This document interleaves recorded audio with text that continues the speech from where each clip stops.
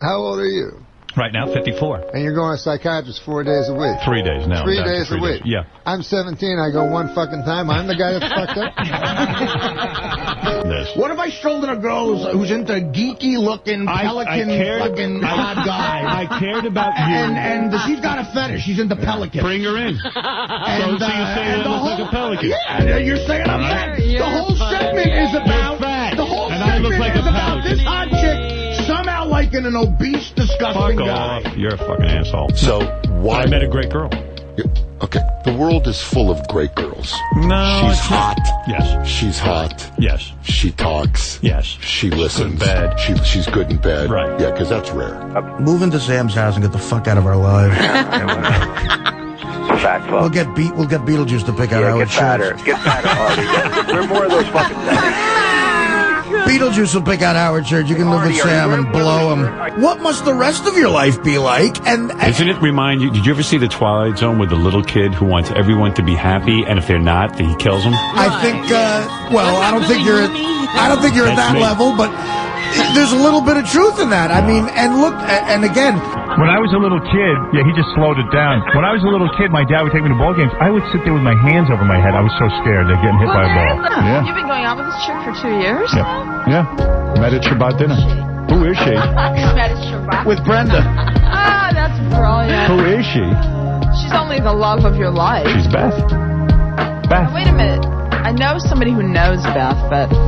Who is it? I'm trying to think who it is. Somebody who went to school with her or something. Anything weird, I hope. No, not something weird. I can't remember now, but it's one of those weird stories. Like, I think she always wanted to be with somebody famous. Was this? Oh, stop! Man, somebody said that really? Tell you the truth, man. Here's some guy. That's the problem with radio. Some guy who's managing an automotive parts store is telling you how to do your radio show. Meanwhile, I'm a genius. Absolutely. Well, that may be straight. We did teach you how to steal material. That was good. That was true. You did teach me how to do that. We're good.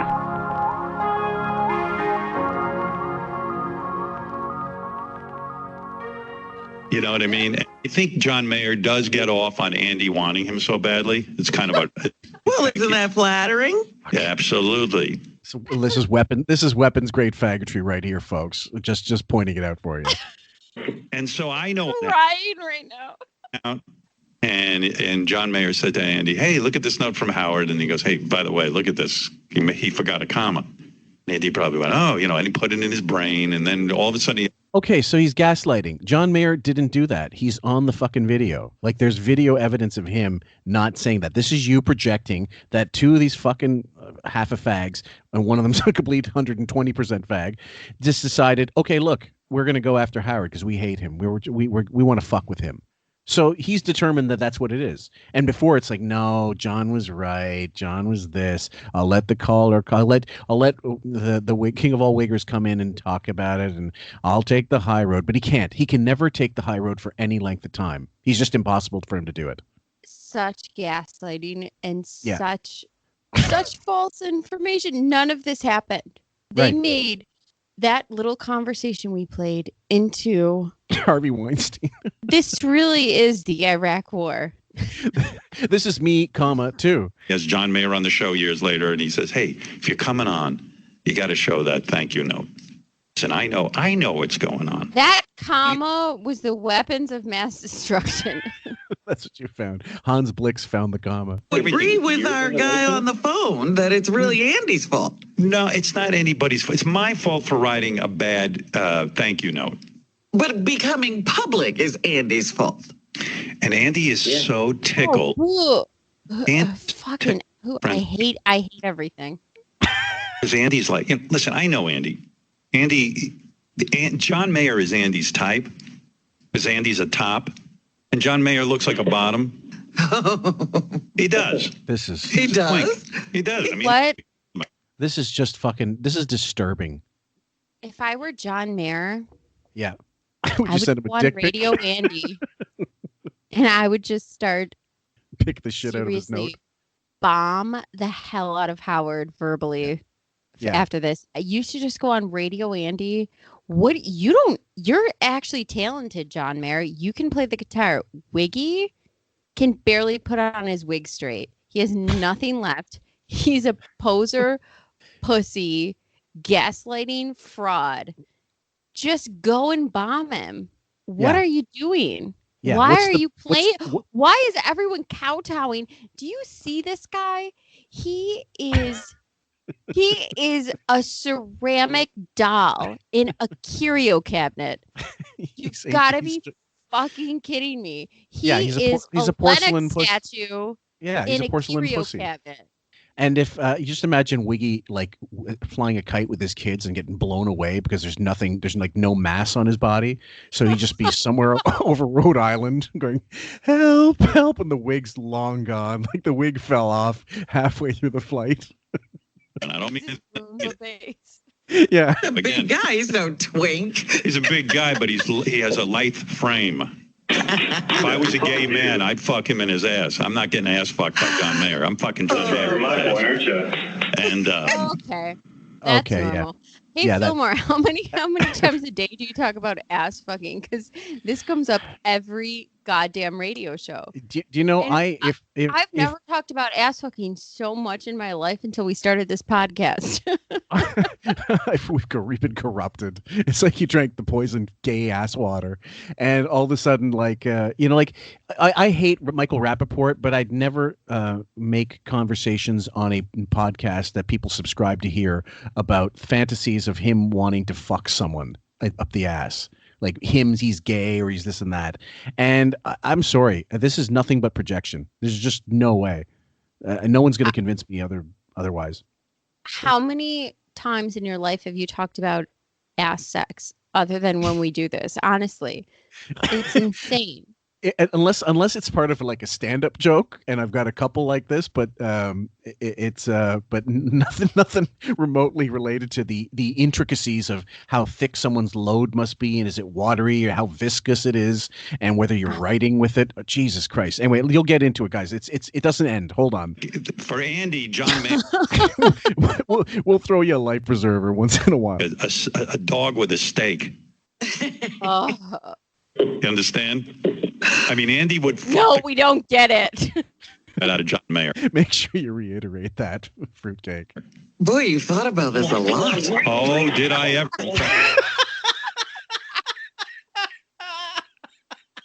Robin, stepson. Okay, big homos, and no whammies. So she landed on the fruit. Jesus Christ. Oh my Lord, Jesus Christ! She just nailed it. I just like Andy's probably sitting in John Mayer's house one night, and John Mayer's showing Andy this thank you note I wrote, and meanwhile he can't even pay attention to what he's saying. I just want his ropey load on my face. Oh my goodness! I just see the wax wings melting as he approaches the sun. Give me that ropey load. I don't know what I'm not even kidding you right now. Do you have to go to a gay screenwriter's? Do you have to go to a gay screenwriter's class for this kind of information? Go ahead. Fillmore, I can't figure out if I want to laugh or gag. Gay porn isn't this gay. I feel like both. Andy wants a pound, John Mayer like a heavy bag. Decided gag. King of all gay analogies strikes again. And bottoms are highly prized in the gay community. Sam is throwing up the white flag, guys. She surrenders. She's throwing up the rainbow flag. Bottoms are highly prized. What? Bottoms are highly priced. I didn't. You know a lot. Andy would eat. He's like a Mongolian horse, like $2 million. I'm telling you, it's the truth.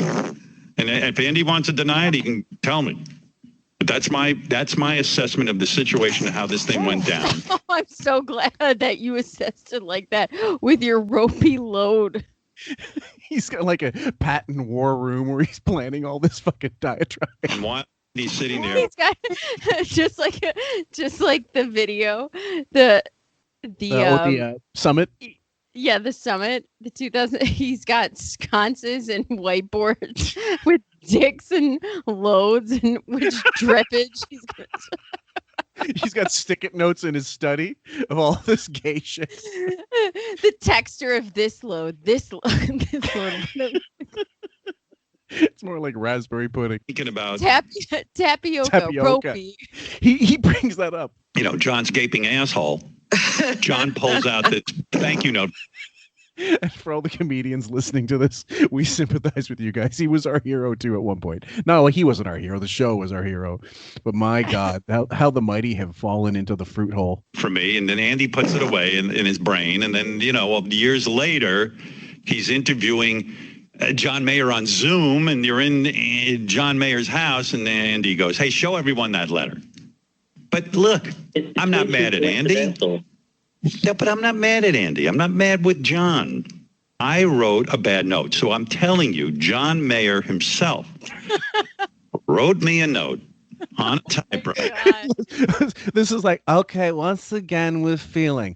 Everybody, John Mayer wrote me a note, and I'm going to see you on the 5 and field minutes. Gary forwarded to me, and it was a lovely note. And he said, Howard, I didn't intend to embarrass Champagne. I didn't intend to embarrass you. You do a great enough job on your own. I am so, I mean, you're my hero. I listen to the show all the time. I would come on the show and I would come on this show. It was thick and ropey. He told me things I wish I could share with you. It was a very thoughtful note. With no, you could peel it off my hands. He's like fucking pulling his bud reading this note. Grammatical errors.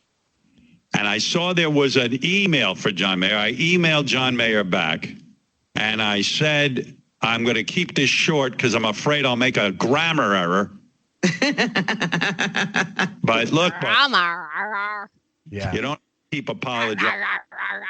It was humiliating, but with those caps, that's a hard word for him. I deserved it. I should have put in more time on your thank you note, and that's it. Peace and love. How many? That's it. Now go fuck Andy Cohen in the ass. How many times has You just said that. I just have the imagery of video games when it used to be the bomb with like the dog teeth that like go. Looks like like Bowser. It's like. Rah, rah, rah, rah, rah. Oh, I see what you mean. Okay. I thought this was it. He apologized. He was lovely about it. It's it. It's over. It's not a thing. It wasn't a million apologies. He just apologized. He went through a history, his own history, his own. If you read the note, which I am not going to read on the air because it's a private. Yet. This is really. He is making this like somebody admitted to killing Kennedy. I swear to Christ. Yeah, it's like an apology note for the bullet in Kennedy's head. That is how big he is making this into. Well, guess what, guys? With him, it's always nothing. With him, it's always a snowball going down a fucking roll. It's going down a hill, rolling down a hill, getting momentum and mass and whatever. And there's no stopping it. Like it's going to hit something. So John Mayer is the next to get fucking reamed on this show. And Andy Cohen, I said it before, even privately. Don't think that there's going to be some kind of reckoning for Andy Cohen at some point because he's definitely. I think Andy definitely knows he's fucking with him. And on purpose. Like do you think, I don't know if he's just got an agenda to set his attention. Who cares? Wiki should get everything. They should fuck with him tenfold. I would make fun of this for days if I were Andy Cohen. Howard Stern's not popular anymore. Who gives a shit? My point is, do you think Andy actually hates Wiki? At this point, I don't think he hates him. I think he likes toying with him though. Yeah, I think he's like a cat with a fucking toy. But note. I'm not going to. Just like the Dread Pirate Roberts there. That is the mistake he made. And John even says write him a public note. John Mayer wrote me and said, I made a mistake. Go ahead. Yeah. Why is Robin always talking in caps locks? It's really annoying. She's shouting. Yeah. You shouldn't have shared. There's no stereotype there. A really loud black woman inappropriately like laughing or inappropriately guffawing at stuff. I just mentioned caps locks, Fillmore. I made it racial. Your note with the world. You didn't. I should have asked your permission. I think you're being too hard on yourself. Like, imagine this happened to you and someone wrote you a letter and it had a grammar mistake. I don't think I wouldn't even know because I don't know grammar. I wouldn't even know the mistake. Fuck. Yeah. And Stupid moron, idiot, fucking dullard. Just think you're being too hard on yourself.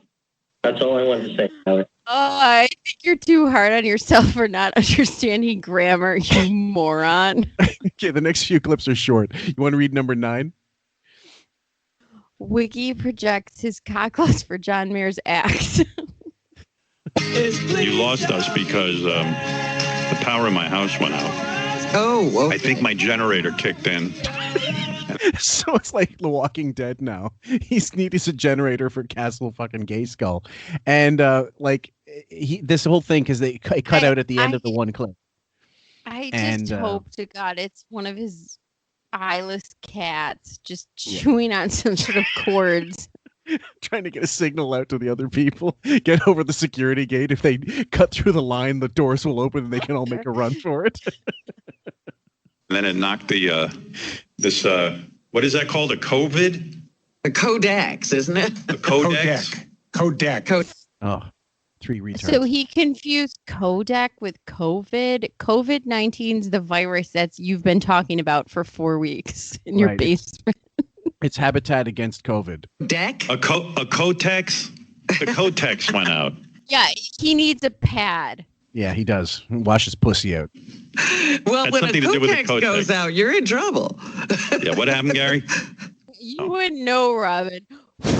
So I guess when your power went out, it must have just shut off for a second. Yeah, that's what happened. I was in the middle of yelling at that last caller. Well, he ended his own call. He was very nice. Right. Where was I? He works for us. He works for us. That's why. Yeah. So here's the point. John Mayer apologized to me. I told him it wasn't necessary. It's fine.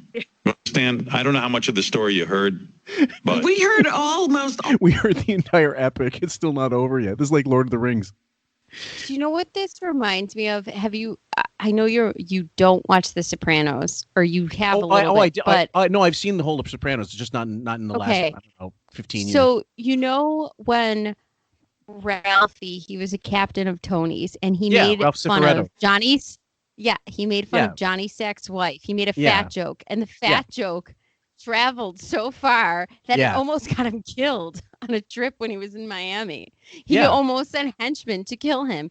This reminds me, the comma is the fat Ginny Sack joke. Ginny Sack, 90-pound mold on her ass, getting it removed. Yeah. You cut out just as you were saying there's, no blame here. It was my fault. Right. All right. I was getting onto something else, but now I don't know what it is. But he has the memory of Carmine Lupertazzi. And the hair of him, too. Shit. I love that you said I'm keeping this letter short. Or the email short. I said to John Mayer, I'm keeping the email short because I'm afraid you'll find a grammar error. I don't need another embarrassing Andy Cohen. No, you don't. Could you picture them meeting by the docks in cars? That's like someone at a shoot. That's like someone, him messaging Andy Cohen or him messaging John Mayer would be the equivalent of a guy being a guy with a blindfold at a firing squad, feeding a bullet of like a belt of ammo to the guy shooting him. So true. Like, guys, make sure you not only don't miss, make sure you cut my head off with the bullets. Go ahead.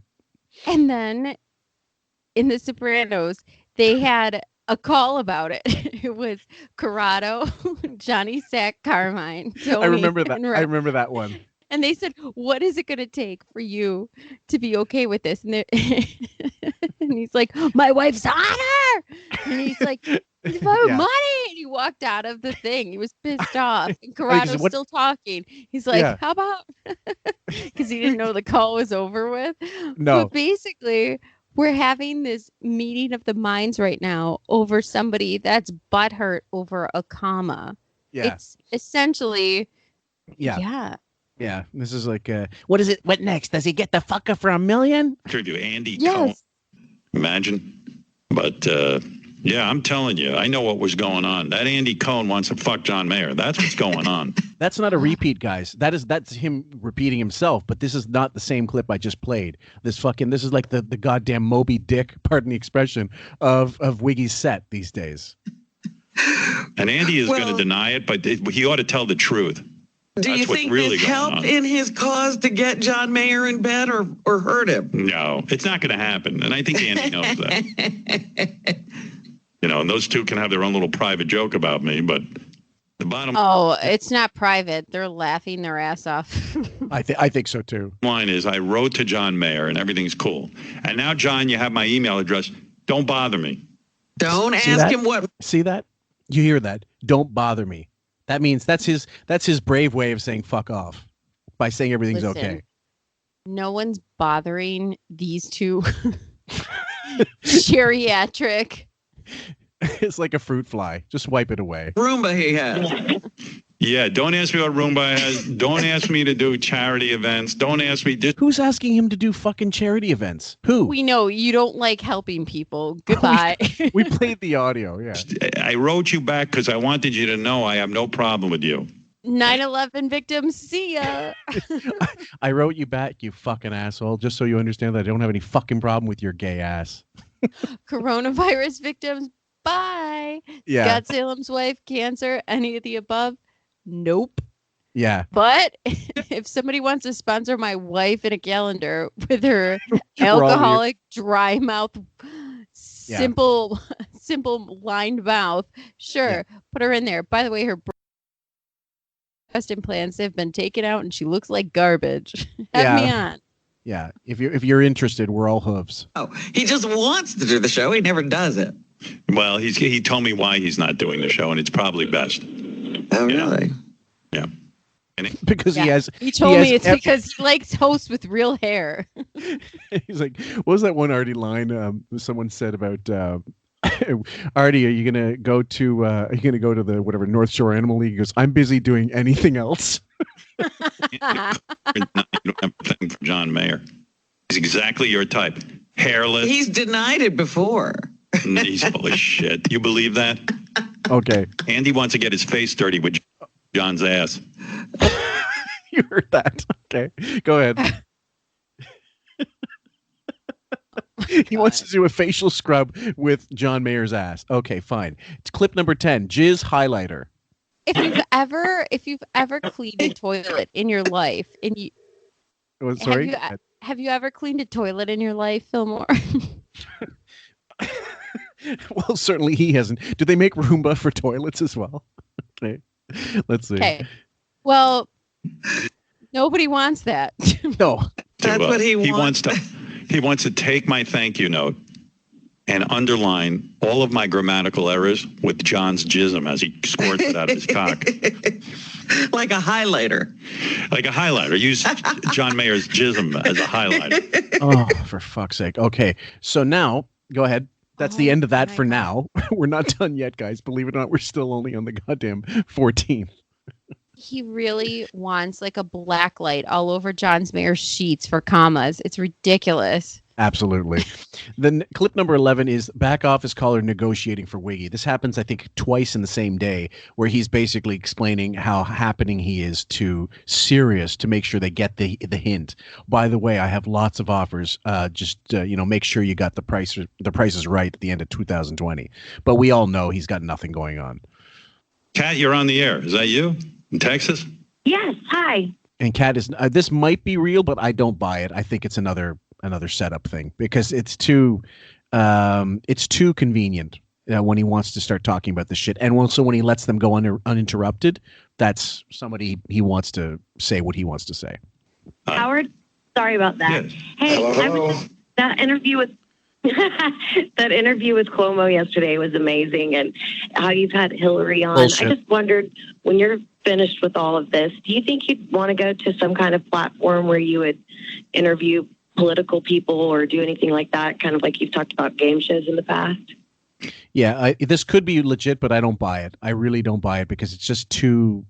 It just doesn't sound If it organic. just fits whatever they want to say, Yeah. or how they want to bring it up, of course. And the way she's bringing it up, yeah. Listen, Kat, when I'm finished with this, I think I'm finished. I mean, as a human being. It's getting near the end. You understand? Oh, we can only pray to Christ. And guys, by the way, 2010, 2005, or 2004, any renegotiation year, you hear the same type of horseshit, just more and more closer to the day until he's made his fucking deal. And he does it at the last minute and makes it like, oh, guess what, guys? I'm not going anywhere. And like, yeah, we know, dude, you're backed into a corner. I encountered that coronavirus. I'm going down like Ralph. Like a what? Just die, please. You mean when this is over? This isn't over. And then what am I going to do? Go start a new show where I interview politicians? Fuck that. I can't think of a worse fate. Rather jump out a window. There are a couple of politicians that are right. Love them. I mean, but Kat, listen to me. Okay. When I interview somebody who's in the political world, I interview them because I'm passionate about them. I love this. Yeah, you're passionate about him. You, yeah, you knew absolutely nothing. Right. So it was exciting for me, but to sit in and week out and do some sort of meet the press type of show doesn't interest me. Press. Yeah, he's having a tough time enunciating. I'm not. Imagine that. I get done with this, Robin. I'm what now? Fucking Robin, like parrot on the shoulder. That's right, Robin. Garbage. Yeah. Years old. I'm going to spend my last hours breathing interviewing Mitch McConnell. Oh boy, what a life! Jesus, but instead let's interview David Spade for maybe the 50th time in the last 5 years. Yeah. Also, nobody's listening or knowing what's going on. No, no one gives a fuck. Robin's not listening to him. No, God, she's got a crossword puzzle. He's not listening to the caller who is planned. Robin's thinking of how she's going to approach the bowl of ice cream. Like from what angle, what kind of spoon? I'm thinking of all the people that died of coronavirus, and it should have been him. Oh, yes, absolutely. You think Consuela should have sent some fucking chimichangas with a little COVID-19 sauce? This is for you, senor. Please enjoy.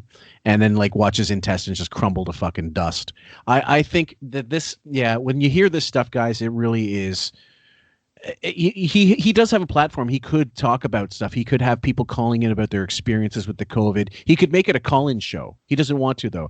And that's why you see him fumpering so much with these set up clips, because he's deathly afraid of somebody saying the wrong thing, because now he really has even less control than he would in his studio.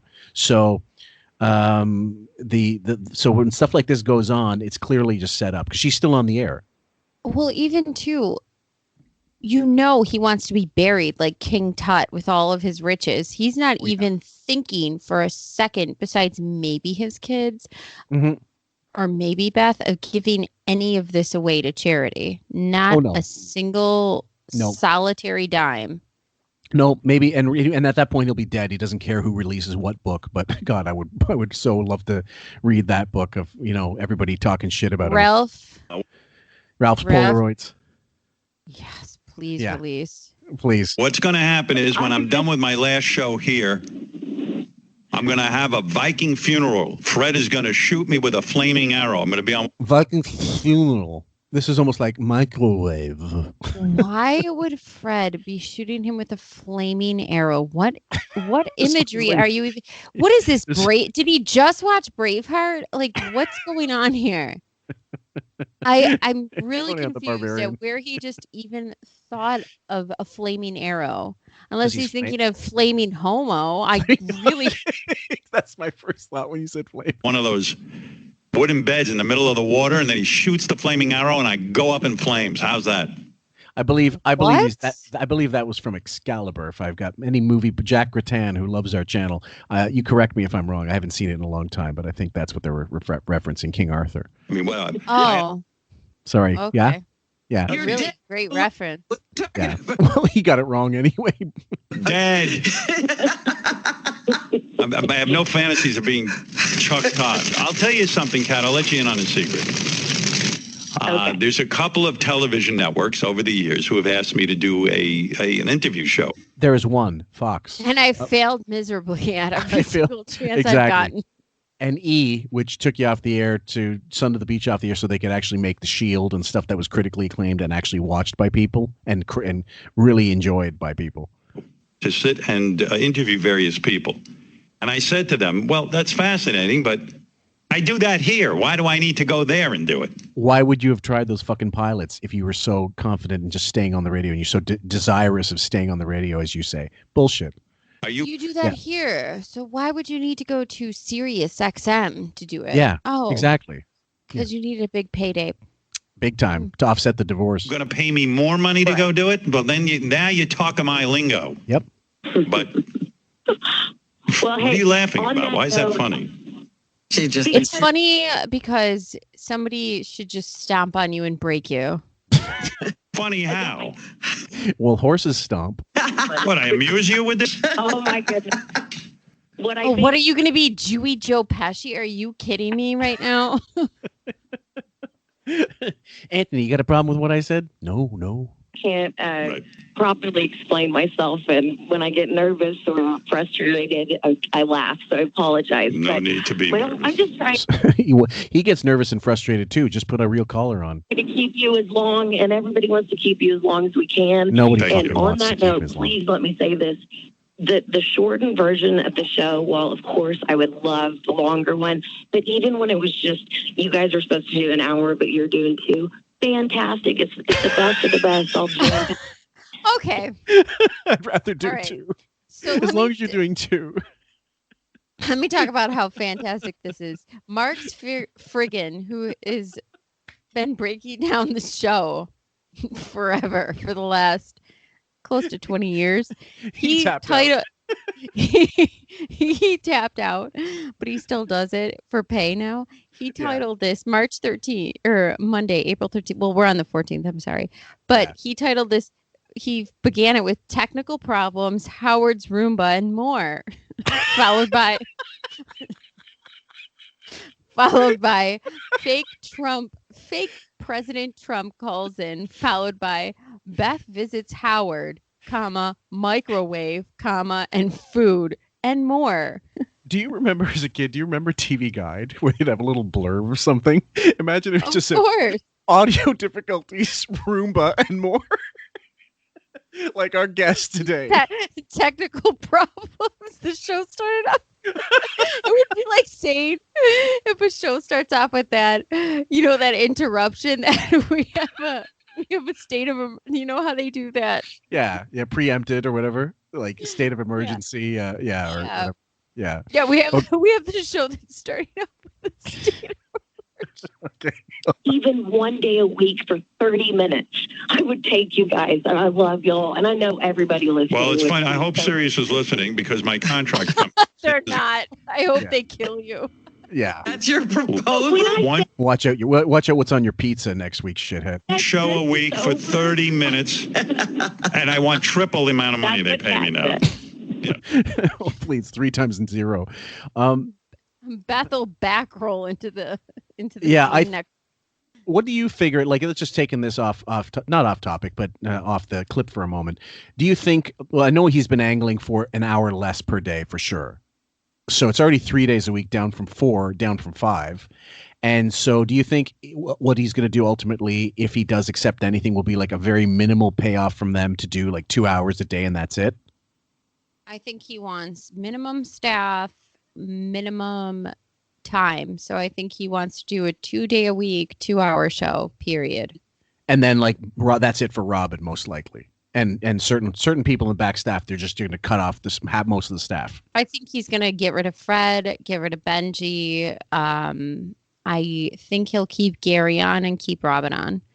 And maybe keep some writers on who do voices. That's it. So, but it'll be like, pardon the expression, a skeleton crew because he can't afford to lose money because they just won't pay him what he's expecting. They just won't.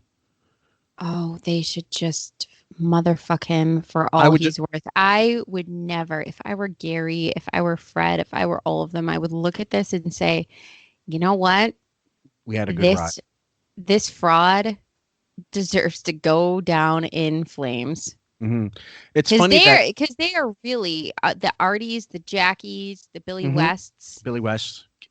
All of them are the ones for the success of the show, not Howard. Howard is part of it, but he is only part of it because of the rest of them. Without them, this is what you have. Here's what it is. It's Roomba and fake president calls.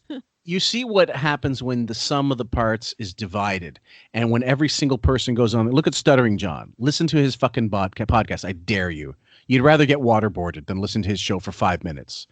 Welcome to the Stuttering John world famous podcast. Hold on for a second.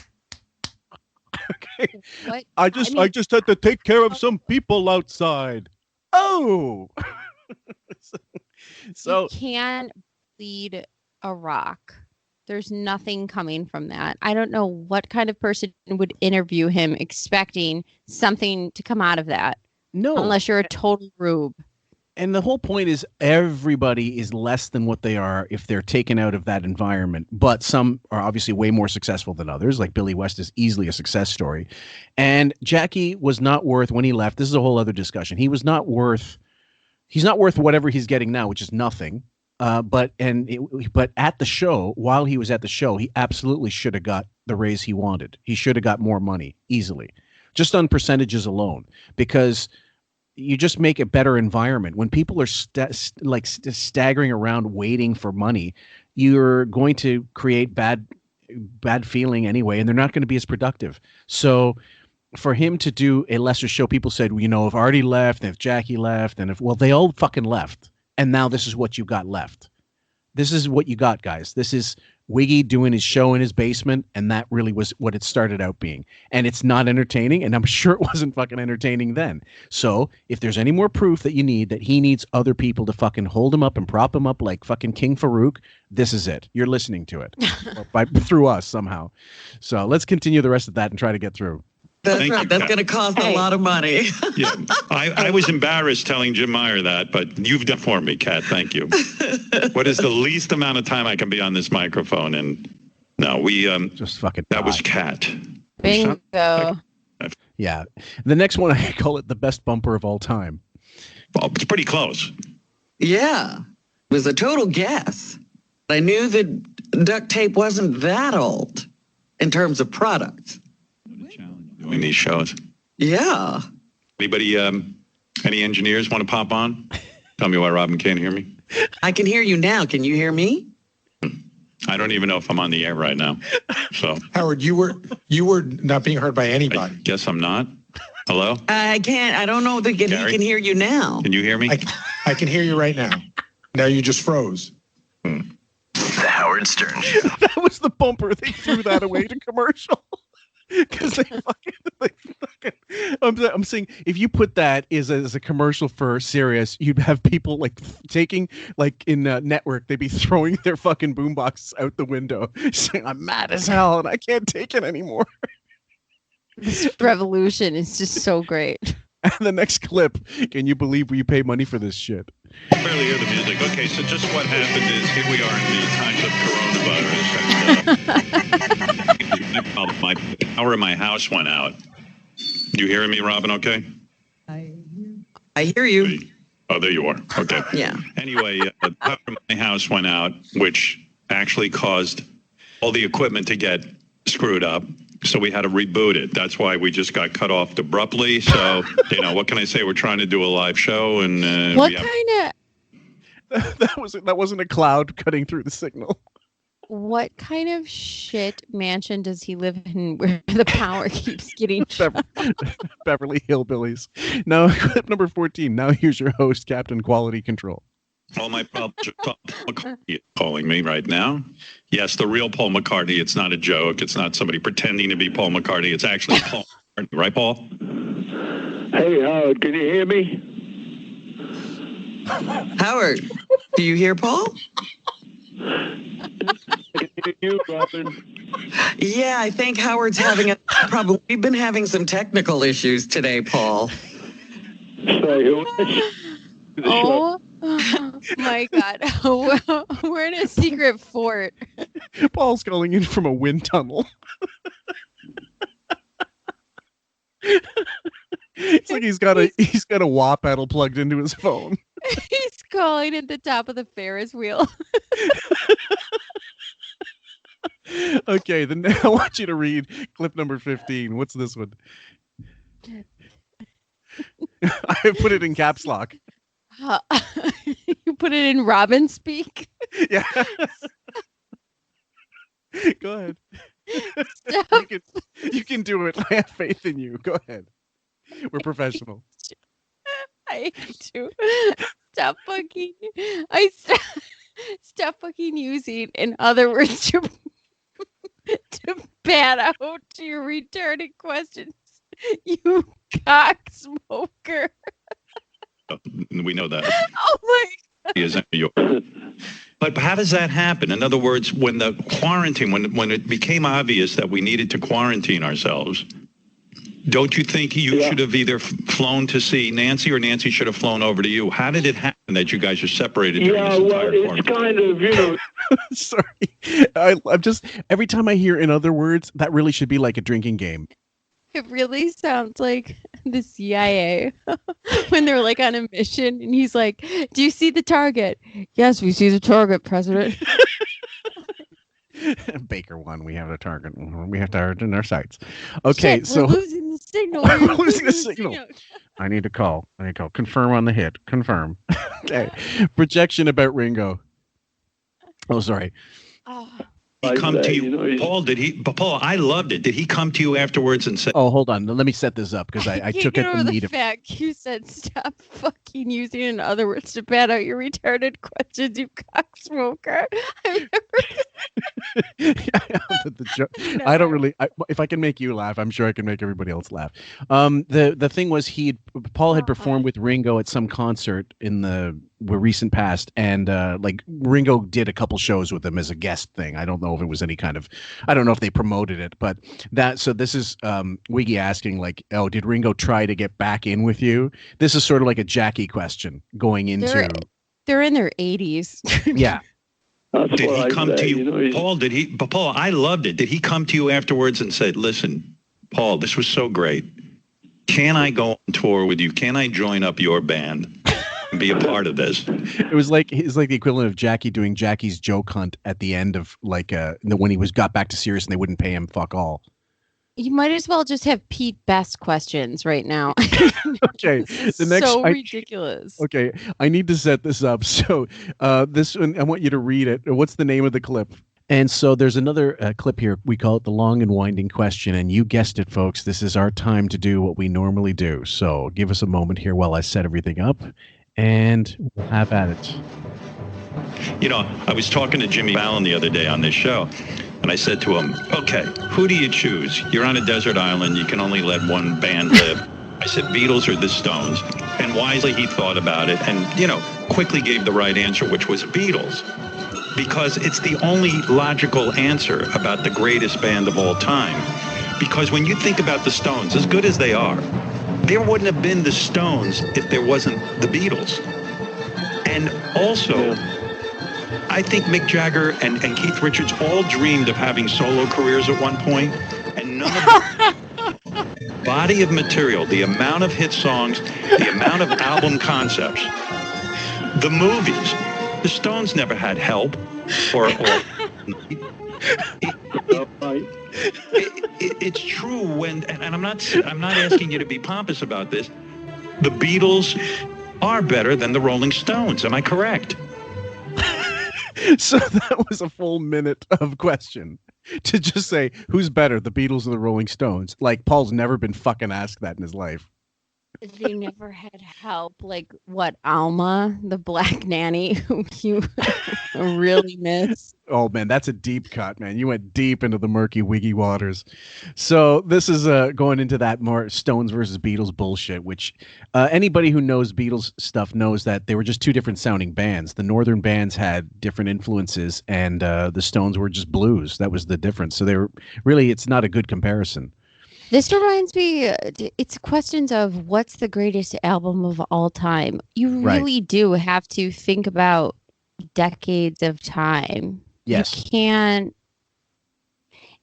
and even if you do consider decades of time, you have to consider sounds, which he obviously can't, get. If Mick Jagger and Paul McCartney were here right now, he'd be like, do a cover of Peter Gabriel. Can you play some Kate Bush or something? So here's question 18. Was it not early on annoying to you that, like, let's say when you come out with Sgt. Pepper's and then a week later, or I don't know when. Sgt. Pepper's. Hold on. So he's going back to 1966, 1967. Like sandwich. Sgt. Pepper's. Reuben on a mayo on a Reuben. Stones come out a year. And then they come out with almost like a Sgt. Pepper's cover. Remember the cover on that album where it was So I'm asking you to remember because I can't answer the question. You need to help me with this question. What was her name? Nancy Sinatra. Oh yeah, Nancy Sinatra. That's your fucking interviewer that's getting millions and millions of dollars. And he wrote 2 hours of notes and he couldn't get the fucking question right. So when he was with his lightsaber pen at 2 a.m. and couldn't sleep writing down these questions. Use force, Howard. Okay. Clip number 19 for the benefit of Mr. Interruptions. And those were great sessions, and then we normally try and find someone in the house to go and play it to, and show off. Did you ever feel self-conscious? Paul, did you ever feel self-conscious? Did you ever feel self-conscious like when you... Why don't you just literally suffocate him with a pillow, like in Happy Gilmore? I'll get you a glass of shut the hell up. Shut the hell up. That was a great bit. Now you will go to sleep or I will put you to sleep. You're in my world, Grandma.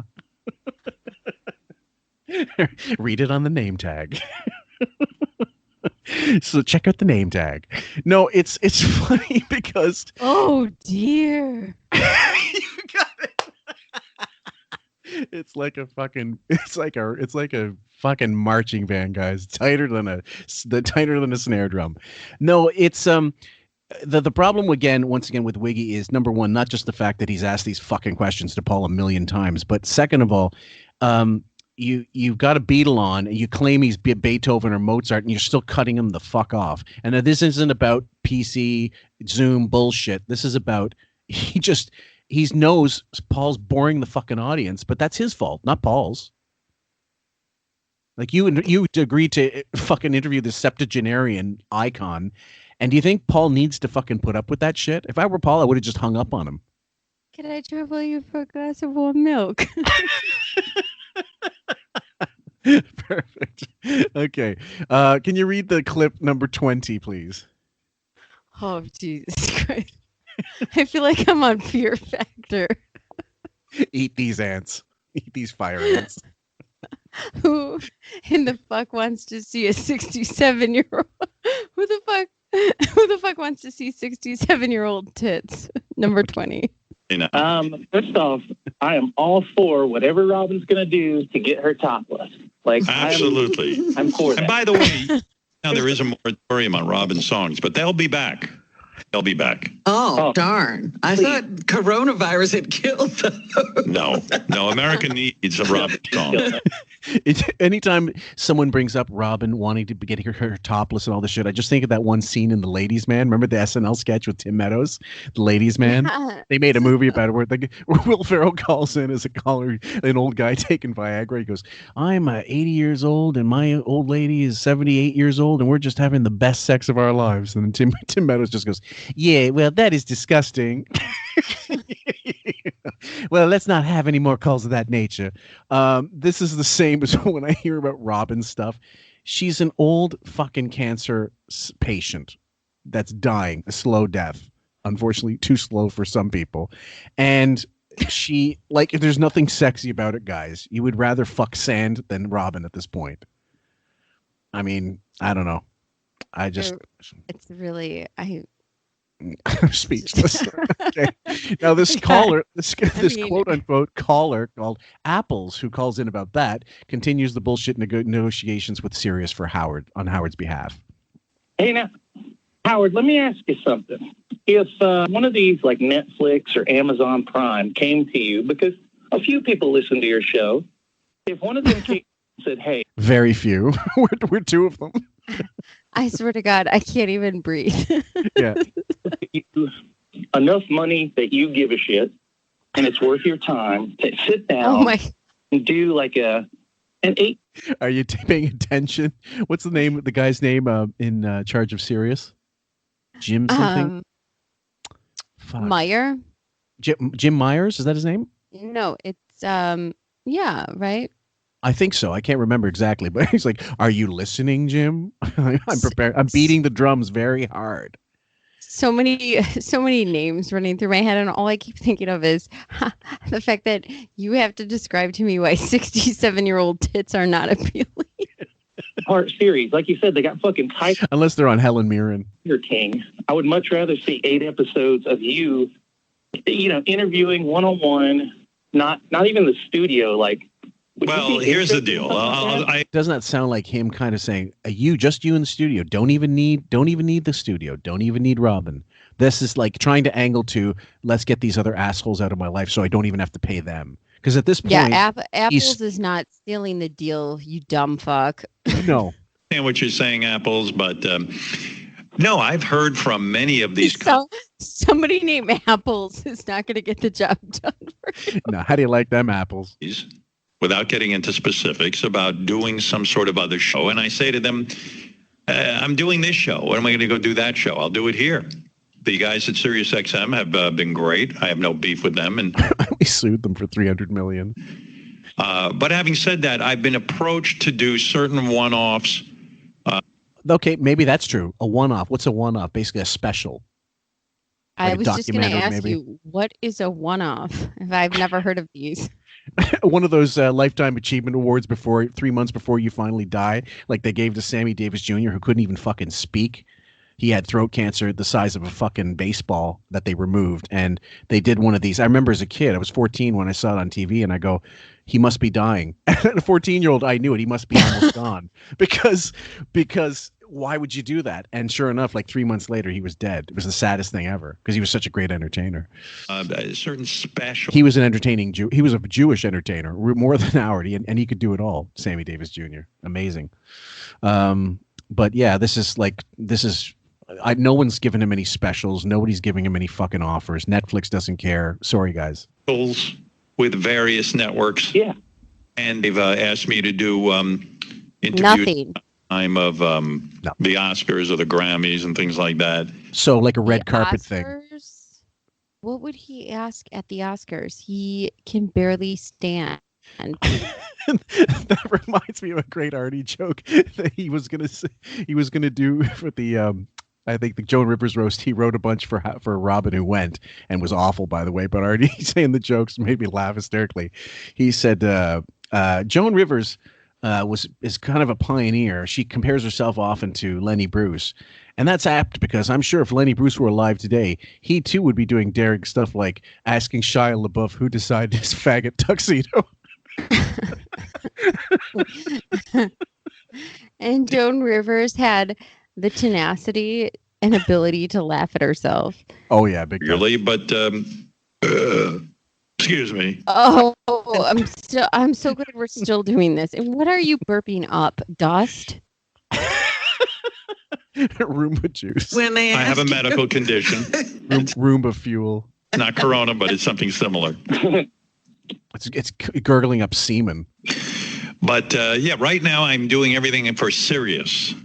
We're doing a 3-part series every week. So It's called gargling down ropey semen. It's going down like Robitussin. to say right now. But yeah, I've been approached by a lot of these places to do. In fact, when I wanted to talk to Hillary Clinton and it wasn't clear whether she would do it or not, there were several companies, I'm not going to mention which ones, who approached me. Peloton. Several companies. Okay, let's think about Dunkin' Donuts wanted me to. Oh my God. Several companies. Let's see. Several companies that approached him to talk to Hillary Clinton.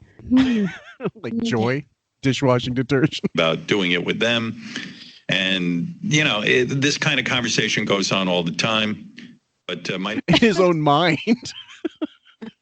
I just see Howard's waiting room. He's talking to the hung Howard. It's going on. Well, he's talking to his he's talking to the hung, talented version of himself where his father loves him. He's going under many negotiations. I just got an idea for a Photoshop. I got to write this down. You know, we're in that famous meme, this famous shot of Pacino in Scarface when he's slumped into his throne. And he's just looking like he's all coked up.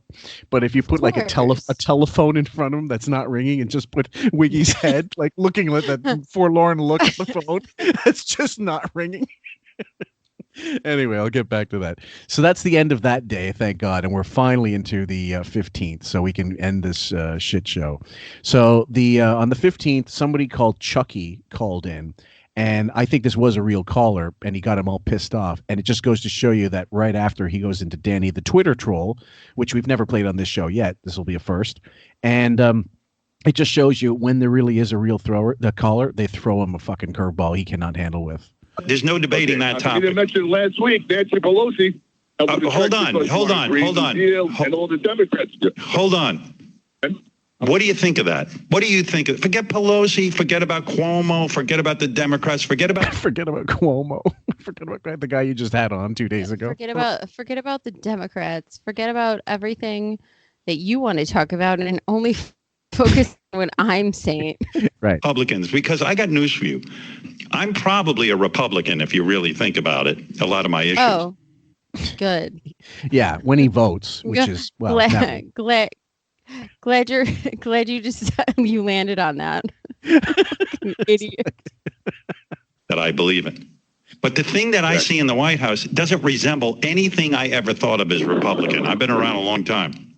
This is a whole new fucking party. This is something I don't. What do you think? This is a Roomba. I've never seen this before. I brought up. The president is going to delay checks to people so he can put his name on it. That's all I'm bringing up. I'm not bringing up anything else. If it's true, I think it's typical Trump and it's retarded. But okay, retarded. Yeah, it does. It sounds a little bit Brooklyn. Who's getting paid, do you think, out of the Stern staff right now? Shuli's on mac and cheese easily. So whatever weed. Does weed sell in the COVID-19 era? I mean, who's getting their unemployment check right now? Because I don't believe for 5 seconds he's paying these people. What, the rest of the staff? Not a chance. No way. Or if he is, he's giving them like fucking food stamps. But I think no, they're not getting a dime. That's all I'm saying. That's true. The end of it. See, that's the other part, Howard. If it's true, he doesn't believe it. No, it's true. Well, the checks are going. Okay, I got to get off this. I'm sorry. I know. Do you listen to hear him stuttering like that? Go ahead. Also, too, yeah, he doesn't want to hear the other side. So Chucky, the real caller, once again. Chucky, I should let you talk, but it's just nonsensical. I'm bringing up a fact, and if you're going to call in and go, "That's not the fact," it is the fact. You fuck. Why am I wasting my time with this show? I've been at this a long time. I'm done. I don't want to be aggravated when I walk into my basement. I never want. Or ever, or anywhere. And do you hear all that stuttering? Like if I played it over, people would hear it again. But you pause, go back to it, guys, listen to it again. When he's thrown for a fucking loop like that, it starts stuttering. I wanted to work in my house. I like going to work. It's like Paul McCartney said. He liked going into the studio. He doesn't want to make albums in his bedroom. He's comparing himself. So he's compared himself so far in his lifetime to so many people that have nothing to do with this lazy pile of horse shit that is being thrust upon us. King of all shitty analogies. Push me over the edge, because you know what I'll do? I'll quit. There's a fucking Chucky, an adult man, a grown man with the name Chucky. You fucking Chucky. Fuck, be a man. Be Charles. This is also his thing. When he can't actually argue anything, he just goes to the most childish shit. Your name, what you sound like, what, where you live, your accent. We're doing classic grade school bus bullying right now. I mean, are you kidding me? We're gonna what is it? Snot rocket snacks, you loser. Spitballs. So we'll go into Danny the Twitter troll with some painful truths. Danny the Twitter troll is on. This is now, here's another guy. Let me handle this. Would you let me handle something, Robin? Go ahead. You like to complain about my show on the internet. I know who you are, Danny.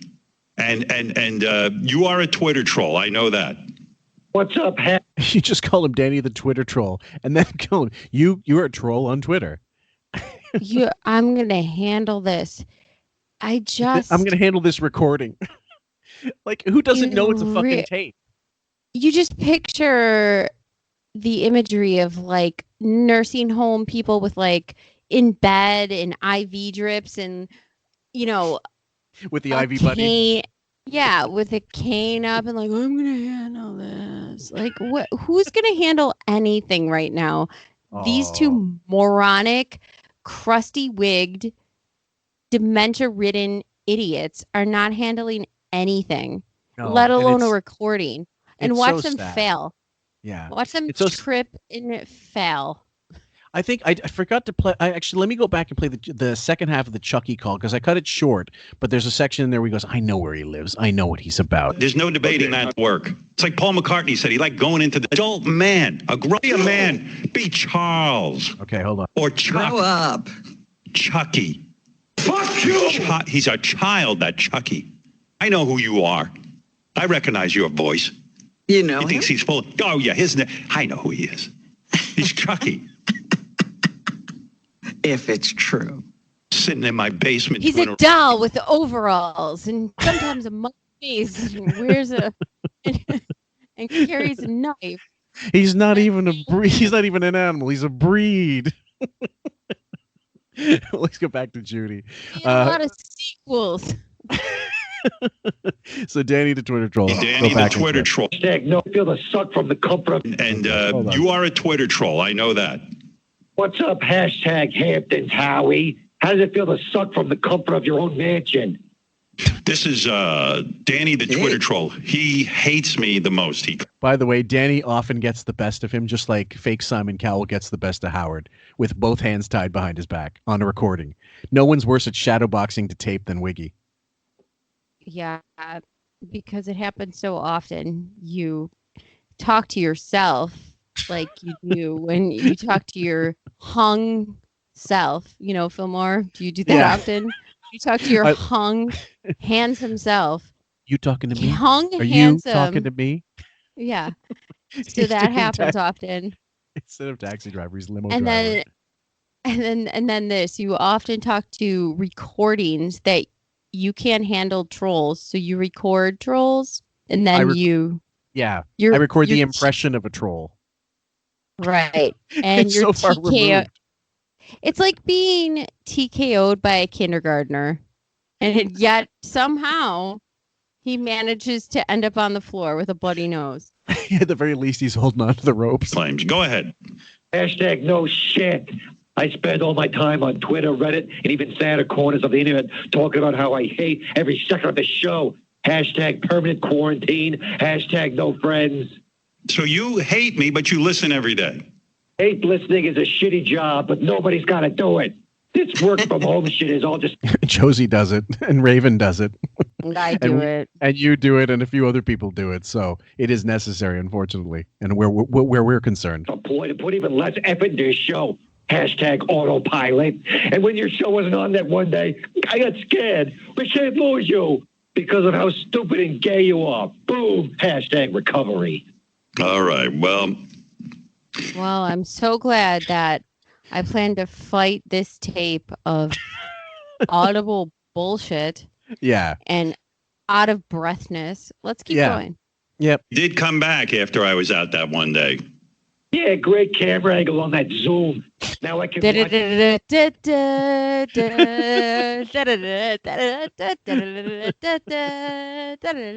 Tomorrow. Let's do it tomorrow. There is no tomorrow.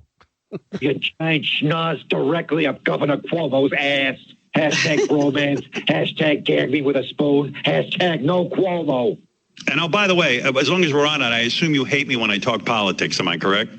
I don't know what makes me sicker, my constantly rising fever or listening to you libtards bash the greatest president of all time. Hashtag trust Trump. Hashtag Dr. Fauci's an elitist intellectual. Hashtag drain the swamp. What is your problem with the most people really talk like this. Yeah, and you can also hear the audio audibly drop every time there's a break between him and the tape speaking. I never really... This show is too PC now, which is what I call something that makes me feel old. I can't call bad stuff gay no more. That's so PC. And sometimes my back hurts when I sit down too long. That's also PC. Hashtag sciatica.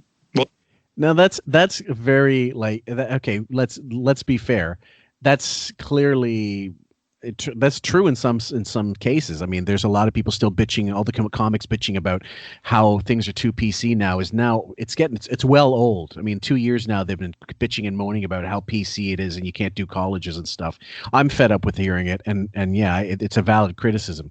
But when this Danny the Twitter troll goes on, usually he hits him with better stuff than this. This is kind of a low rent Danny the Twitter troll. Well, Danny, things change in life. That's what you don't understand.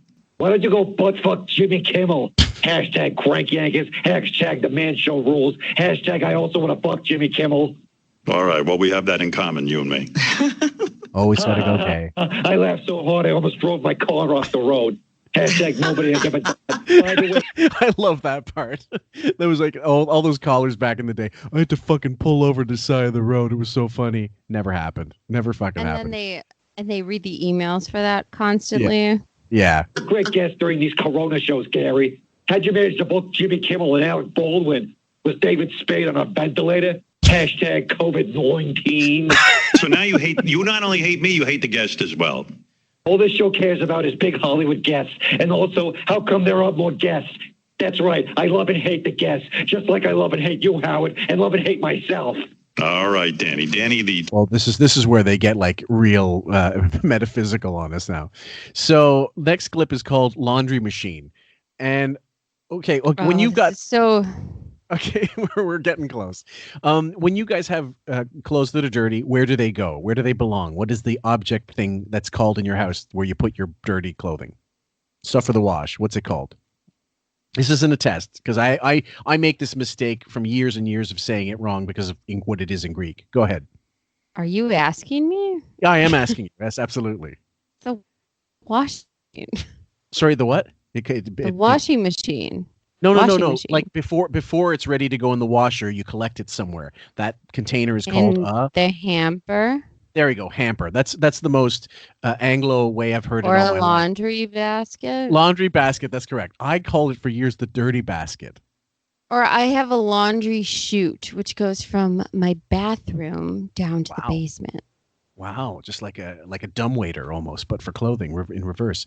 Well, the thing is, we call in Greek, I think it's called ta skupidia, which just skupidia is garbage, but there was a phrase my mom used that when you translated it was dirty basket, so she would say dirty basket, and I grew up fucking saying it, and even my wife now still bitches at me saying, what is a dirty basket? Is that a garbage? And I go, for fuck's sake, you know what I'm talking about. And it just comes out, it's just natural. But he got in shit because they were telling him on Twitter, you called it a laundry machine. And it wouldn't have even been a thing if it wasn't for this. Yeah. Videotaping me the other day. I was petting my cat. I thought I was alone in the room. She showed up with the camera out of nowhere. He hoped. She's like, it's like. Oh my God, you're doing something like videotape it really hard. You're stalking your own home. Yeah, tell me if you think I was right. I think Beth got annoyed with me because I was petting the cat and the camera came up and I knew she was videoing and she said, what are you doing? You know, that's how you start the video. And I went, oh, I didn't even know you were. That's how you start the video. Okay. That's how you start the video. What are you doing? Their relationship is so beyond repair. It's not even funny. Their relationship is their fake relationship is beyond repair at this point. I mean, she probably thought she could get away with this for so long and can pull this off. But right now, coronavirus is just shitting all over it. There is no way she could pull this off anymore for either of them. In the science fiction of your mind, everybody, just imagine if these two were really heterosexual. Well, if he was heterosexual and them having sex, it would be like the rape scene in The Evil Dead when the forest starts attacking the woman. When you think of Wiggy getting on Beth, the two of them. Listen, picture Anna Nicole Smith and that oil tycoon never died. And then she would have to keep faking it for that long instead of crying at a trial with her ashes and saying, I loved him. That would be the extent. Artie used to do a great impression of her. Give it to me. He goes, this is Rocket One Charlie. She sounds very much like Beth before she died, actually, Anna Nicole Smith. You called me a big pet porker pig. Surprised I'm sitting here petting my cat, Helen. You should be like Mr. Rogers. Oh, hello. Yeah, I know. Well, I didn't realize I was on TV, and then I said, and then I had just woken up, and I went, He wasn't on TV. He was on her fucking Instagram, wasn't he? Was that the Instagram Live that you were mentioning? It's actually an Instagram video she posted, so it's not TV. This is far from TV. It's TV the same way this is a radio show.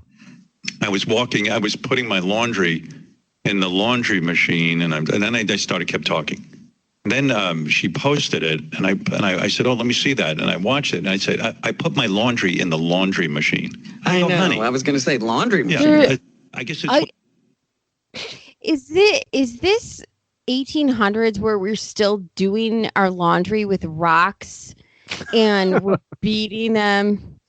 Do you know what I'm saying? Is this still where we need that going on? I mean, what laundry machine is he talking about that we have advanced so far that we now have a machine for this?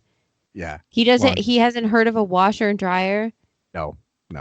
Laundry machine. That laundry disintegrator. What you'd call a Joe Biden gaff. He makes laundry machines sound like we just got off of Little House on the Prairie and now we started washing clothes this way. It's been hundreds of years. He's Michael right? Landum. At least 100 years for a washing machine, right? Well, let's see, 1920. I'd say no. It's probably not quite yet. The first sort of style, not electrical, obviously, but I would say the first type of mechanism used for washing clothing, the washboard. No, washboard's not going to count, is it?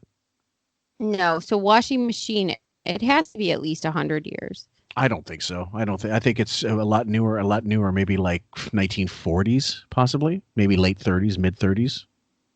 I could be wrong. I could be wrong. We'll find out who wins the Trivial Pursuit question round. I'll be an idiot. I don't care. I still didn't call a washing machine a laundry machine. I win. Well, washing machine when I was growing up anyway. She goes, yeah, it's no big deal. I said, listen, within 5 minutes, the people on your Twitter or your Instagram are going to go, what's the matter, Howard? Don't you know it's a washing machine? Like I'm an idiot. Like I wasn't even paying attention. I was just like, I'm in my downtime. I'm not on the radio. I don't have to watch every word. He's never paying attention to anything. What's the difference? Because every marriage has this problem. Exactly. Let's go into the next clip because we're going well into 4 hours now.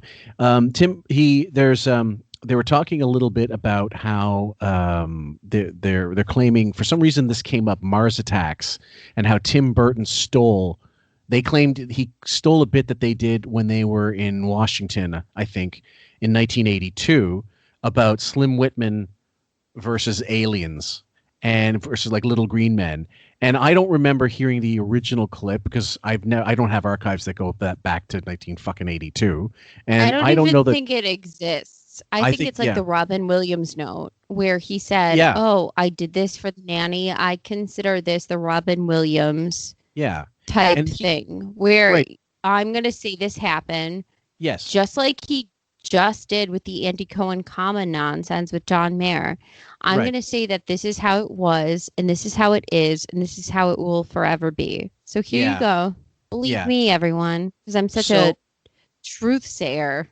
Yeah, and what happened was there is a clip I have back this far at least when Tim Burton came in 1999, and there was he was promoting I think The Nightmare Before Christmas, and he brought it up there, and I think Tim Burton said, "Well, you should have sued me then," and I found that funny as shit because the fact is when Howard wants to sue, he sues. When he thinks he's got a case, he sues. Are You Hot? The Scott Einziger thing, he sued him directly.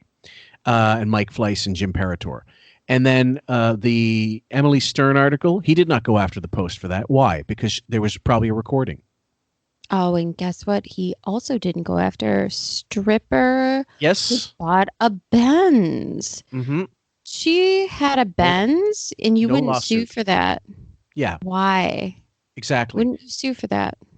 Yeah, and you were seeing Beth at the time. Why wouldn't you want to, make sure people knew you were a faithful guy? I'd love to know the inside story on that, and hopefully we'll get that. We're gonna find that. Time. Yeah, wink. But so yeah, when he knows he's got or he thinks he's got a shot at winning, yes, he'll go after something. But the whole jaywalking thing and this bullshit, you listen for yourself, but I don't buy it. I don't know why I'm thinking about this even, but I was thinking about being at WNBC Radio in 1982, something like that. I don't even know the year. The other thing is, okay, he doesn't know the year, but he knows he thinks he was ripped off. But then also, they wouldn't even had the fucking archives. He wouldn't collect his own tapes at that point. And I've been thinking about this. Yeah. Really? About it. They brought it up in 99 when Tim Burton was there. He said, "Why you should have sued me?" And the fact that he didn't clearly means he didn't think he had a fucking case. It was all bullshit. And things were horrible, as you know. It's legendary. If you ever saw the movie Private Parts, you know how bad things were. Oh, yeah, that. Yeah, that's bit of science fiction. The way I cleaned it up for the movie, it was way worse. There were horrible, horrible things going on there. Why? And if you wanted it to be honest, why would you clean it up? Just because it's a movie? Why don't you make it as real as possible? Yeah, let's make it about how you stole from Steve Dahl. Let's make it about how I'm a complete rip-off artist and stole. Absolutely. Sure, really, for anybody who's creative. And it was particularly bad. You weren't there yet. And Pig Virus, the program director, was particularly brutal and had made an edict that I should no longer ad-lib on the radio, that everything that I say should be in a sketch or a bit. We see what happens when he's allowed to ad-lib. It's shit. That's why they didn't want to fucking have him ad-lib. Because the other thing was he wasn't playing he wasn't going to the breaks properly. He probably wasn't, playing enough music during the time. Yeah, ad-lib. He can barely punch back for a tape that he knows what it's going to say. Right. Like Imus does. And that way he could approve everything and he'd have full control of the show. And they were really threatening me that they were firing me and blah, blah, blah. So Fred and I sat down. It was only the two of us at that time. And I said, Fred, I got to write a bit, Pig Virus, to approve. What if we started showing movies on the radio? And Fred thought that was a good idea. I said, well, let's create some movies. Let's get a puppet show and play it on the radio. And every day... Earth Fred is going to start getting some movies, and this is really... Yeah. Right. Okay. And Earth Dog Fred, who knows exactly where his fucking bread's buttered, he's gonna say no, this didn't happen. 4 o'clock will come on and say, okay, if you're in your car now, it's time for a movie. And so I suggested to Fred that we create this movie, a big epic for radio. Like, what an idea, have movies on the radio. People would be excited, and every day we would unveil a new segment, almost like what Netflix did. You would stream. Yeah, it's a series. Yeah. Okay. Yeah, so now he's trying now to... Netflix is ripping him off. Can somebody just take a bat to his head or his legs? Somebody. Take him out. Let the iguanas or whatever the hell overruns that Florida property eat him. Yeah. I mean, what a goddamn narcissistic, lying piece of garbage. Mm-hmm. Well, this isn't the first time he's done this. Jimmy Kimmel, he claimed we used to rip him off, and Stuttering John says it in his books. Stuttering John has a stick up his ass about Jimmy Kimmel and JD, who he barely knew, who was an intern when Stuttering John was still there. Go ahead. Jimmy Kimmel had a great rebuttal. He said, guess what? They used to do card games in the 50s for this game show or that game show, play bingo, play whatever sort of game that Howard said he created for the air. Win Ben Snide's money, saying they ripped off Win Fred's money. Such horse shit. Like, they didn't have shows where people had called in for trivia or, radio shows, giveaways and stuff for fucking decades before. This right here is the reach beyond reach. I mean, yeah. It's too much of a stretch. Even if you're a diehard listener, it's Armstrong. His arms would be, I'm sorry, they'd be a rubber band that's dry and it'd break. It's just not going to happen. Movie was Slim Whitman, who was on all the infomercials at that point. Slim Whitman was a singer. And I know what he's talking about. It would have been like infomercials like Boxcar Willie and the best of Willie Nelson and shit like that for K-Tel Records and stuff. Anybody remember that? That's a blast from the past. It was kind of a joke. He sold all his albums on an infomercial. Yeah, on TV. And he just cocked his albums. Yeah, and it was horrible. I mean, maybe it wasn't horrible. I mean, it was like a country art, and he'd go. Yeah, go ahead. I know this is a side, but since you're from Canada, I remember Anne Murray as a kid selling her albums like that. Oh, yeah, sure. Shitloads did it. The Pipes of Zamfir, I remember. A lot of stuff that wouldn't actually move a lot of units in a record store would be sold over like that. The best of so-and-so, like the best of bread or the best of fucking Air Supply later on. Because that was, their demographic wasn't going to record stores anymore. So how do you get them? Infomercial. Anne Murray, oh my God. Uma Paloma Blanca. That was Slim Whitman. And there was yodeling at the end of every line. Everything had a yodel. And Slim Whitman, by the way, people were making fun of him since the dawn of time for that fucking high voice of his. It's not Howard, this isn't an original thought. There it is. I mean... Who was buying those albums? That's the question. The same people who gave us, I don't want to say. 50 Ways to Rank Your Mother. The same people who bought fucking Crucified by the FCC. We bum away. Right. Look, so people were buying this stuff, and I thought it was, and Slim Whitman was kind of the national joke. And I said, how about if we make a movie where aliens come down to Earth and they are attacking us, and our planet is almost destroyed. They come down from Mars, and then play Slim Whitman records, and it kills all the aliens. They go berserk, and then they go back to their planet. Now, okay, I'm not going to play the rest of it because it's a long clip. He might be right about this, but unless I hear the original clip, I'm not going to waste more time on it. But either way, he had Tim Burton on in 99. I have the audio. Maybe I'll upload it to my channel. You guys can hear for yourself. But nothing was made of it. Well, they can countersue each other for ripping off wardrobe. Yeah, exactly. And hair. Okay, so John Bon Jovi calls in, and John gives a very boring fucking interview, in my opinion. And I hate Bon Jovi when he's interviewed because he says nothing. I don't think he's a bad person. That whole idea of the soul kitchen, I like, actually. And it's something Howard would never do in a fucking million years, give back to any community. But at one point, he starts lusting over Bon Jovi's youngsters. So I'll just play these clips. So you're in the house with Dorothea and your son Jake, right? A couple of the kids, yeah. I'm surprised you didn't say that must be hell for you to be around those kids. Two of them have defected. They couldn't take it any longer, but two of them are still there. Jake, you got to see John's kids. They're really nice kids. This kid, Jake, how old is he now? What, 17? I was talking to him. Almost 18, yeah. Uh-huh. This fucking kid is so good looking. Good looking is, right, John? The kid is a stud. He's a stud. When I first heard this, I thought to myself, what a sick, perverted fuck. Like, never go near my child, never go near my children, because if it were a girl, if he were to say, John, your daughter, what a hot piece of ass. Yeah. What a hot piece of ass. She is going to get plowed all over the football field. I mean, what kind of goddamn piece of shit friend would ever say that to anyone? Well, he might, because he has no fucking social graces whatsoever. However, this is the thing I've noticed in my lifetime, that you cannot, there's no non-creepy way to compliment a parent on their child's looks. Unless they're taught like an infant, you go with a cute baby, obviously. But when they become a certain age, you don't say, the most you can say is they've got beautiful children. That's fine, because the kid could be any age at that point. But when you start talking about sexually, like sexualizing kids, that makes you the creep in any instance. I'm sorry, you can't do it. And guess what? As a kid, you realize your parents' friends, which ones are the creep, real quick. Yes, real quick. In this case, you know. Yeah. And the kid is getting laid left and right. Oh, I talked You sure? What do you mean? I talked to him about it. Oh, you did? Of course you Hell did. yeah. He's a good kid. He's a So some creepy grandfather with fucking Brillo hair, like fucking steel wool, comes up to you and says, are you getting laid? That isn't creepy in the slightest.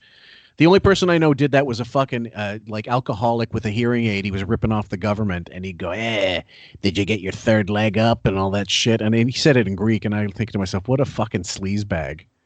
I was of age where we were dirtier than that being kids, but not from people that age. Jesus. If my parents' friends, even, I don't know, I just can't imagine like that's appropriate and you are going to laugh that off. Is that how sick rich celebrity culture is? Your friends are going to talk to your children that way and you're fine with it? Because if that's the way it is, I'm not even seeing it wrong with Howard. I'm seeing it wrong as a whole. Yeah, in general, absolutely. You know, I talk to John's kids about shit that they can't talk to John about. Really?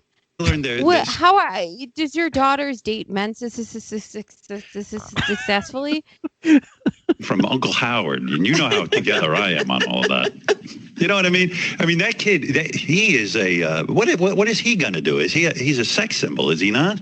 Wow, he's just a 17-year-old kid trying to figure it out. Okay, so that's a perfectly rational thanks answer. for helping. Yeah, exactly. Then he asked this one question. It's stupid. One of the stupidest question I've ever heard about vocal coaches. You know what I'm thinking? Like, how can you trust a vocal coach? Like, before you hired one, you listen, you're considered one of the great singers. And you probably say, hey, if I hire the wrong asshole, they could really fuck me up. They might teach me to sing the wrong way, not on purpose, but it really, you know, in a way, you kind of say to yourself, well, it's a vocal coach. How do I know he's going to be any good? A guy who can't sing is going to criticize the merits of a vocal coach versus another. A vocal coach teaches you how to strengthen your voice, how to warm up, how to make sure you don't make certain mistakes. Your singing style is something you dictate. No vocal coach is going to tell you how to sing. They're going to tell you how not to sing and then give you little tips. That's pretty much it. Sam. If I hire the wrong Roomba teacher, this thing will wander on forever. Okay, the last clip, and this one is a little too long, so we can't play all of it, but we'll go as far as we can. Andy Cohen calls in and gets piled on. But listen, you have talked about this already. It's been beaten to death. Yes. But I have to add one more point to this conversation about the John Mayer and the thank you note. All right? Go ahead. Okay. Okay. Here's the thing. I feel that you have a complete wrong impression that this dialogue between us. Jesus fucking Christ! Did he go to the same fucking vocal school as Robin? I think that this would be. Can I give you a ride to the end?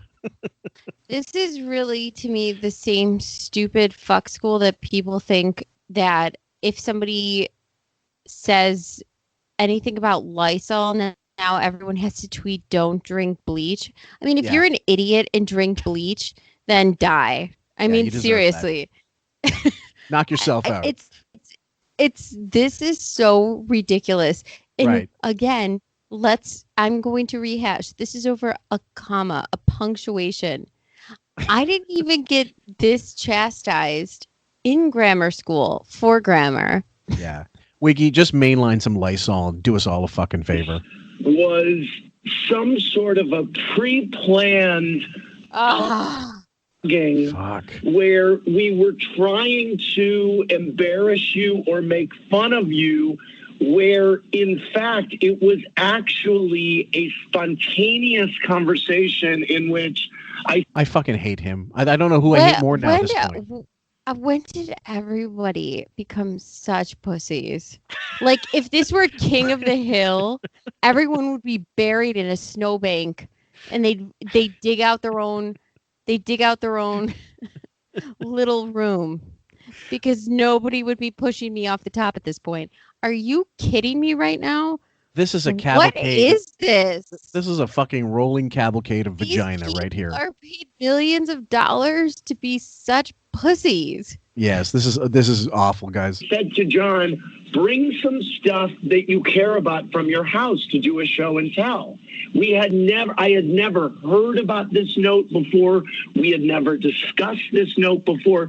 So when he brought it on, it wasn't, oh, let's make fun of this note because there's no comma. He was like, this is brilliant because you were being, what he thought you were being honest, blah, blah, blah. You know the thing. Anyway, we were not trying to set out to make fun of you. We would never do that. And Robin, you egged Howard on. Okay, so do you believe Andy? Do you? Because I don't. I still don't. I think I still maintain he knew all about it. Red Rover, punch you in the face. I mean, seriously, this is so grade school. Red light, green light, turn around, punch you in the face. Everything in this scenario to me is grade school games that you're being a cunt and I'm going to knock you the fuck out. This is so stupid. Howard, the human personification of a question mark, is worried about we've misplaced a comma. Oh my goodness. So many people deserve to be punched in the face. Him, Robin, Bowie, everybody. All of them. Just put him in a line, just start swinging away. Just Lysol for all. I've never felt more sorry for cancer than the one that went into remission with Rob. Sorry. That's why do you think she's sitting here? But Andy, here's the deal. It's all irrelevant. I'll tell you why. Here's what I believe. You were doing a conversation with John Mayer, who is a good friend of yours, and I believe I am right that you would love to fuck him so hard. If you didn't hear it the first 2 times, guys. I remember having fights on my elementary school bus that sounds smarter than this. Yeah. This is the bottom of the barrel. I wouldn't turn it down, but it's not the driving factor in our friendship. No, but he's so your type, and you know he is. Is he? You don't know my type. Yeah, you like that kind of thin, twinky kind of guy. Oh, my God. Should we just have a rap battle? Like a rap battle? He's rapping. He'd be rapping Granny. Battle?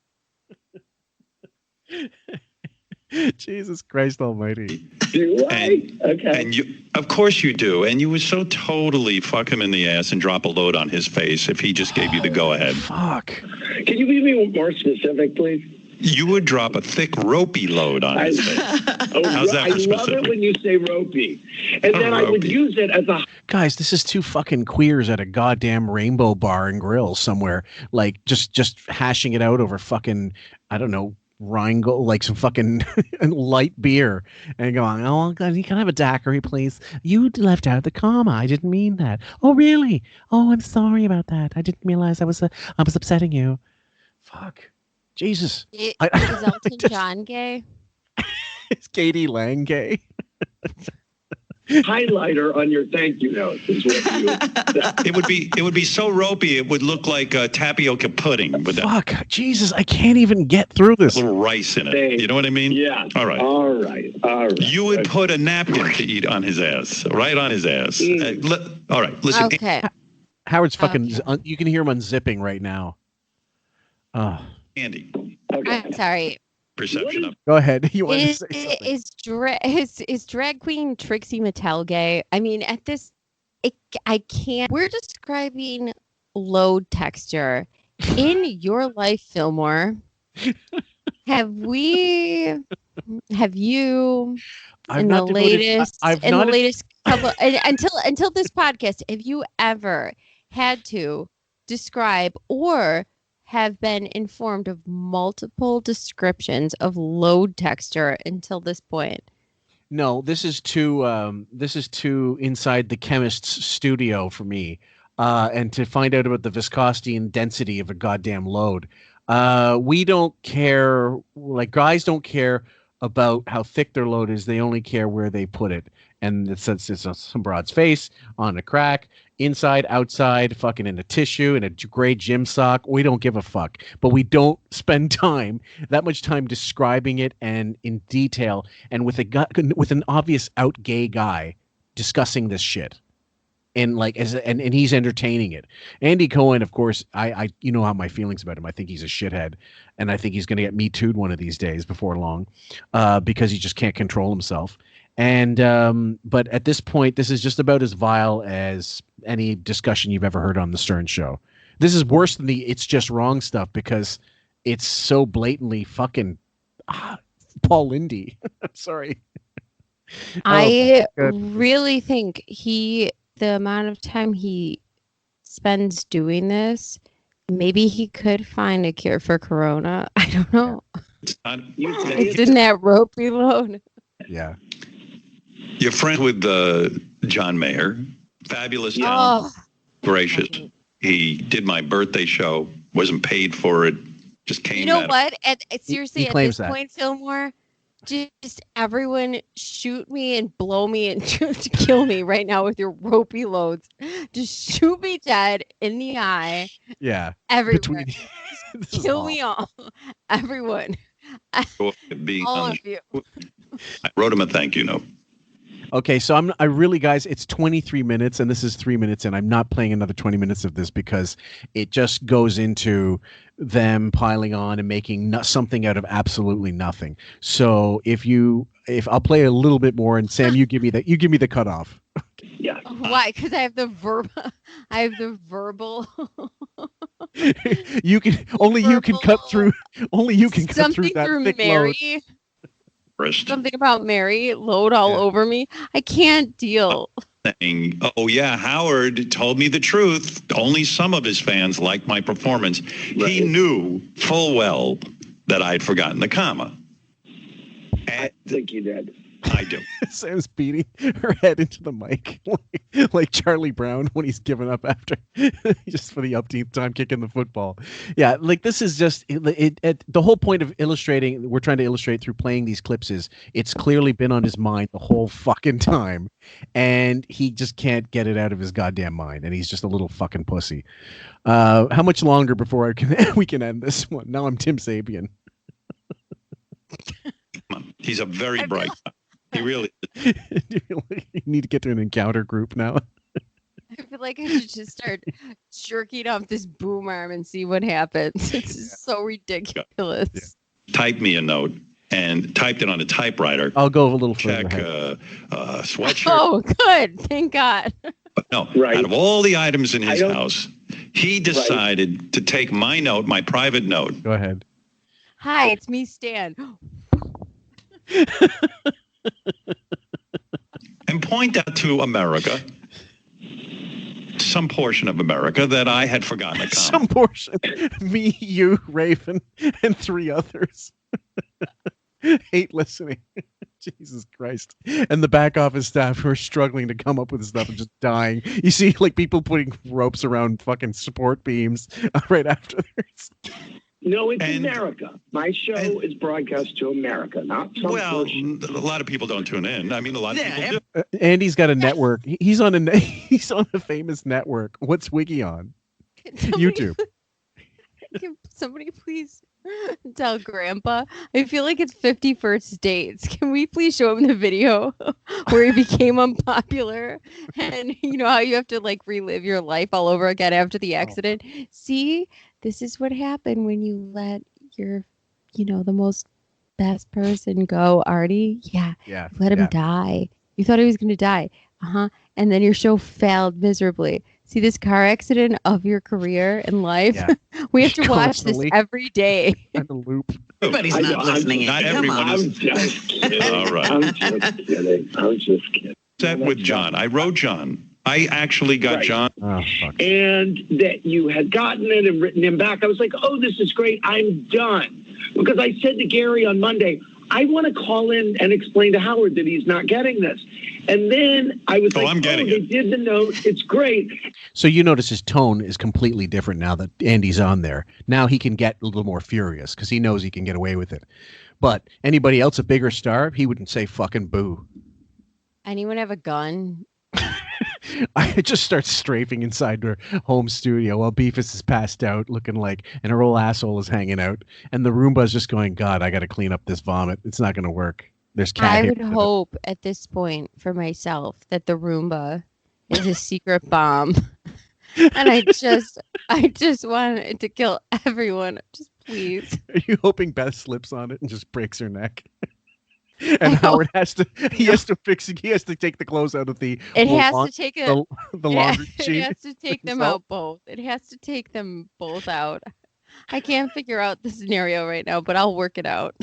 Okay, I think we'll leave it there, guys. We're not going to play much more of that because it's just more meandering and going in fucking circles. So we'll leave it there and hope you enjoyed the two-parter that we got. I'm not sure when these will drop. The narcissistic personality disorder will go up Sunday night, Eastern Standard Time, 8 p.m. And then I believe we'll probably push for Wednesday for the first half of this breakdown, and then the weekend for the second half. So, because I do got a busy weekend, and there'll be a little more than a little bit of editing needed here. We have to edit some of the more questionable content here we put in. So, from myself, Fillmore, and my great ho-host Sam, who's put off sleep to hear about ropey loads. I can't. You said ropey loads. I was just gonna say if I never hear that again, I'll be so grateful. You are such. Just wait for the next time you see the word rope. All you're gonna see is loads follow it forever. I can't even pull a jump rope out of my garage at this moment. Mommy, can you get the jump rope out? It's a little long and it's runny. I'm just gonna look at it and be in shock. I'll hold it in silence and stare off into the abyss. She's gonna be like, "What's wrong? What's wrong? What's the trigger?" Thick and ropey. It's all your fault. By the way, I'm never getting over the fact you know that I was gonna die at those titles. Okay, well, I had to do it. You made me step on laugh mines. Was there you got hit with the shrapnel? Was there a comment you wanted to read from the YouTube channel before we close off? Usually it's at the beginning, but oh fuck no, I can't do anything right now. Okay, get a good night's sleep, and then we'll just pile up on them the next time we're up. Okay, guys. So have a good one. Take care, guys. Be careful, safe. Wear your masks as often as you can, and all the usual stuff that you're supposed to do. And watch out for the Lysol. Don't stock up on. Yeah, be careful of the ropey loads. Bye. Take care, guys.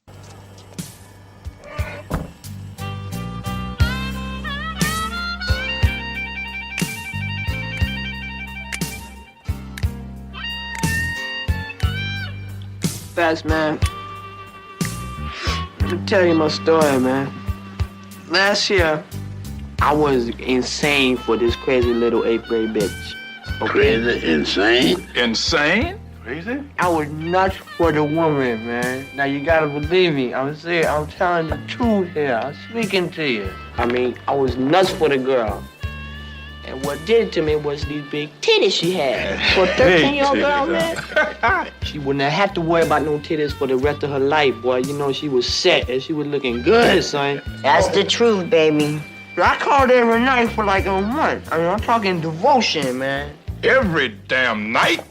Every night, Mitch. I ain't playing with you. On the telephone? This boy talking about on the telephone, man. Explain it what to the him. Goddamn, we know there's a telephone, boy. What the hell thing I doing? But he hung up on her. Oh, you didn't hang up on her. The chick with those big titties? Man, I hung up on the bitch. Man, you know, now here's the capper. You know what the bitch did to me? Look at them. Check this shit out. Listen to what she did to me. She need you in the nuts and called him faggot in front of everybody. No. She did what? Bitch needs your nuts? Bitch need my nuts, man. So I'm not playing with y'all either, man. In the family jewel? The family jewel, man. Worst pain there is. Broke my heart in two. You broke more than your heart. Yeah, man. You don't like it, baby. You can forget that other one. You got this fine jewel sitting right over here by you. That's the truth, baby. That's the clean truth. Oh, there he goes.